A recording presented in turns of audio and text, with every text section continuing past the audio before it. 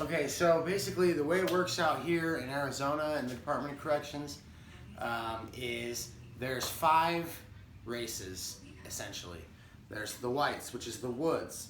Okay, this is up top governed by Aryan Brotherhood. There's the Chicanos. Okay, that's the Mexican Americans. So that's Mexicans that were born here in the U.S.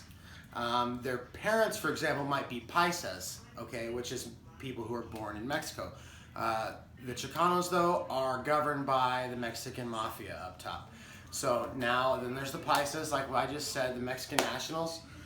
So people that were born in Mexico. There's also a subgroup within them called the Border Brothers. And then there's the blacks, which is the kinfolks, okay? And the chiefs, which is the Native Americans.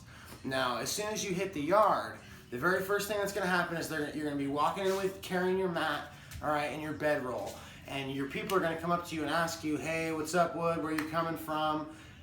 You let them know if you're just coming from Alhambra, which is intake, or if you're coming from another yard. Now, if you're coming from another yard, you need to have a good explanation of why you're doing it. Because if you checked in off another yard, then you're going to have problems. So regardless, whether you're fresh on the yard or you've been on another yard, it doesn't really matter. You show up, they ask you for your paperwork, okay? Now, if you don't have your paperwork, they'll give you 30 days to get it. They'll give you a stamp and an envelope, and you have to send out and get your paperwork back. If you don't, you get smashed off the yard. That goes for every single race.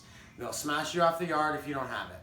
Now, even if you're missing a page, okay, so all your legal documents, the pages are numbered. Now, if you're missing a page in your paperwork, they're gonna give you a stamp and an envelope and have you mail it back in. And if it doesn't come back good, they're gonna smash you off the yard. And it's completely racially segregated here, where you can't eat in the chow hall with other races. There's a white section, a black section, a paisa section, a Chicano section. In the chow halls, you can't eat with them in the runs. Like, I couldn't make a spread, or what you guys call a swole. Okay, I couldn't make one and share it with the black dude. I'd get smashed off the yard for doing that. I can't share a cigarette with another race. Nothing. You can't. Now, as far as gambling goes, though, you play at the same tables. We all gamble together. Everyone will take everyone's money, but a certain race runs it.